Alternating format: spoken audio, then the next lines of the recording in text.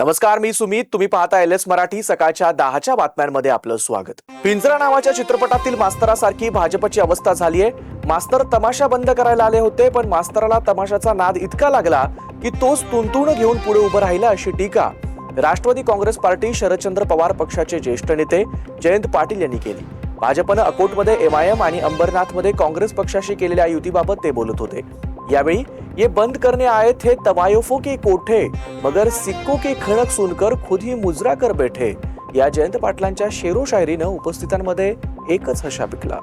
धुळ्याच्या पिंपळणे नगर परिषदेच्या उपाध्यक्ष आणि स्वीकृत नगरसेवक पदासाठी झालेल्या निवडणूक अत्यंत चुरशीची ठरली आहे. अटीतटीच्या या लढतीत भारतीय जनता पार्टीचे योगेश सोमनाथ नेरकर यांनी एका मताच्या फरकाने विजय मिळवलाय.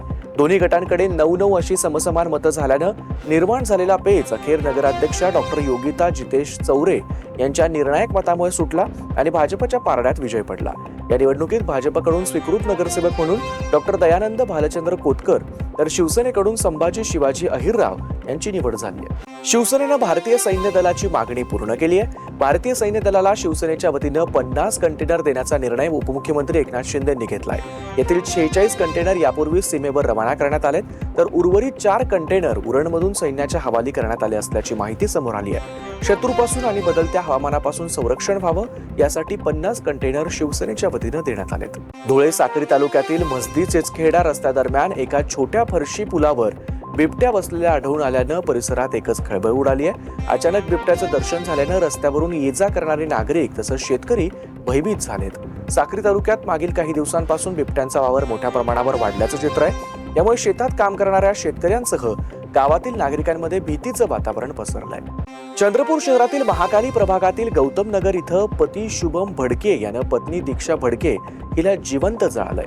दरम्यान दीक्षा हिचा उपचारादरम्यान मृत्यू झाल्यानं एकच खळबळ उडाली आहे. या प्रकरणी शहर पोलिसांनी हत्येचा गुन्हा दाखल करून पती शुभम भडके याला अटक केली आहे. चंद्रपूरच्या बल्लारपूर तालुक्यातील विसापूर गावात दारुड्या मुलाची आई वडील आणि भावानं मिळून हत्या केली आहे. पुरावे नष्ट करण्यासाठी मृतदेह रेल्वे रुळावर टाकण्यात आला. या प्रकरणी आई वडील आणि भावाला बल्लारपूर पोलिसांनी अटक केली आहे. बुलढाण्याच्या शिवणी तळसवाडा रोड परिसरात एका ऑटो चालकाची गळा आवळून निर्घुण हत्या करण्यात आली. पोलिसांनी मृतदेह ताब्यात घेऊन पंचनामा करत मृतदेह शवविच्छेदनासाठी पाठवला. प्राथमिक तपासात गळा आवळल्याच्या खुणा आढळून आल्यानं ही हत्या असल्याचा संशय व्यक्त करण्यात आला. हिंगोलीच्या औंढा नागनाथ इथं उबाटा शिवसेनेच्या कार्यकर्त्यांनी बीडीओंच्या प्रतिकात्मक पुतळ्याची गाढवावरून मिरवणूक काढली. बसस्थानक परिसर ते पंचायत समिती कार्यालयापर्यंत ही मिरवणूक काढण्यात आली. तालुक्यातील अनेक घरकुल लाभार्थ्यांना अनुदान मिळालेलं नाही. त्याचबरोबर रोजगार हमीतील विहिरी आणि गोठे केलेल्या शेतकऱ्यांना देखील अनुदान मिळालेलं नाही. या अनुदानाच्या मागणीसाठी हे आंदोलन करण्यात आलं. यावेळी मोठ्या संख्येने उबाठाचे कार्यकर्ते आणि शेतकरी आंदोलनात सहभागी झाले होते. बुलढाण्याच्या पिंपळगाव सराईमध्ये होणाऱ्या सैलानी बाबा यात्रा महोत्सवाच्या तयारीला आता वेग आलाय. येत्या 2 ते 8 मार्च दरम्यान होणाऱ्या यात्रेसाठी प्रशासनाची महत्त्वपूर्ण नियोजन बैठक पार पडली.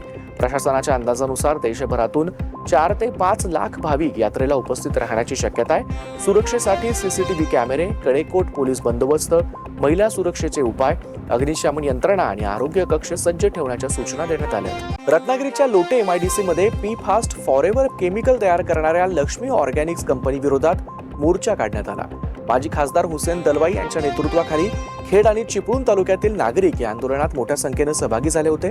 लोटे एमआयडीसीतील Laxmi organics company PFAS नावाचं फॉरेवर केमिकल तयार करते. पर्यावरण आणि मानवी आरोग्यास घातक मानल्या जाणाऱ्या या रसायनामुळे स्थानिक नागरिकांनी चिंता व्यक्त केली आहे. कुर्ला आणि विद्याविहार स्टेशन दरम्यान आज ट्रॅकवर उभं असलेल्या लोकलला आग लागण्याची घटना घडली. त्यामुळे मध्य रेल्वेची सीएसएमटी कडे जाणारी रेल्वे वाहतूक काही काळासाठी बंद करावी लागली. मध्य रेल्वेच्या स्लो मार्गावरील वाहतूक कुर्ला स्टेशनच्या पुढे काही वेळेसाठी बंद करण्यात आली होती. तब्बल अर्ध्या तासाने आग विझवण्यात आली. दरम्यान या लोकलमध्ये केवळ कचरा असल्यानं सुदैवानं कुठलीही जीवितहानी झाली नाही. मात्र आग भडकल्यानं ट्रेनचा एक डबा जळून खाक झालाय. या होत्या आताच्या महत्त्वाच्या बातम्या. बघत राहा एलएस मराठी.